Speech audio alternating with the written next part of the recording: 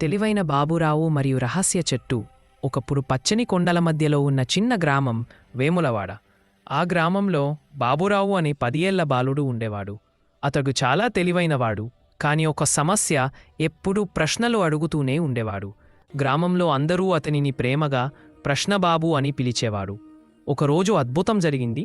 Baburao school నుంచి వస్తూ పొలాల దగ్గర ఒక విచిత్రమైన వెలుతురు చూశాడు. పాత బేర చెట్టు కింద చిన్నగా మెరిసే రాయి కనిపించింది. అతను దగ్గరకు వెళ్లి రాయి తీసుకోవడంతో ఒక శబ్దం వినిపించింది.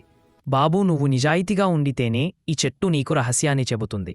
బాబూరావు ఆశ్చర్యపోయాడు, కాని భయపడలేదు. అవును చెట్టు అమ్మా, నేను నిజాయితీగానే ఉంటాను. నీ రహస్యమేంటి అని అడిగాడు.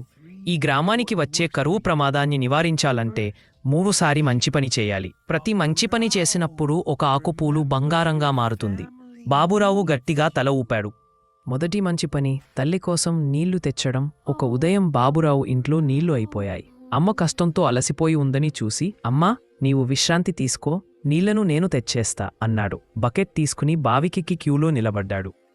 ఇంటికి నీళ్లు తీసుకురావడం అతనికి కష్టమైంది, కాని అతను నవ్వుతూ చేశాడు. రాత్రి చెట్టు దగ్గరికి వెళ్ళగా ఒక ఆకుపూలు బంగారంగా మారింది. రెండవ మంచి పని గోవు పిల్లను కాపాడడం. రెండో రోజు ఒక గోవు పిల్ల చెరువులో జారిపడింది. గ్రామంలో ఎవరికీ తెలియలేదు. బాబూరావు ఆ అరుపు విని పరుగెత్తి వెళ్లి దానిని బయటికి లాగాడు.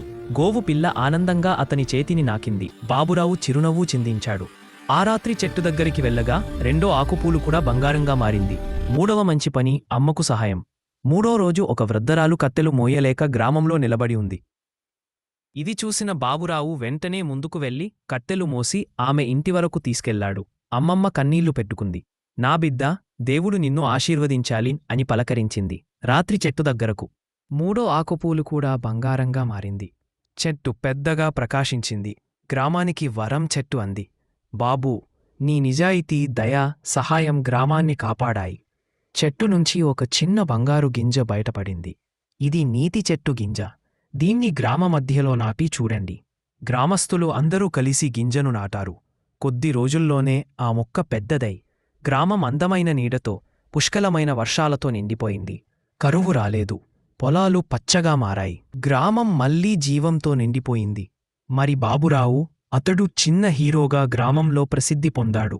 కథలో నీతి: మన మంచి పనులు ఎవరికైనా ఉపయోగపడతాయి, కాని చివరికి మనకే తిరిగి వస్తాయి.